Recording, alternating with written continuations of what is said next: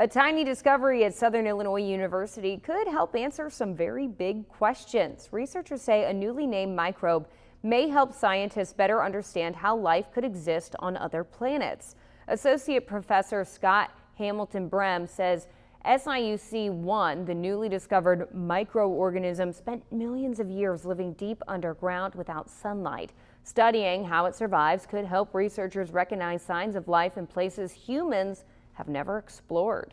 This organism is special in the sense of it lives in the deep, and so for NASA or any agency looking at trying to decipher data coming from, say, Mars or any other planet or moon, we're getting this data back. What does it look like? What does life look like?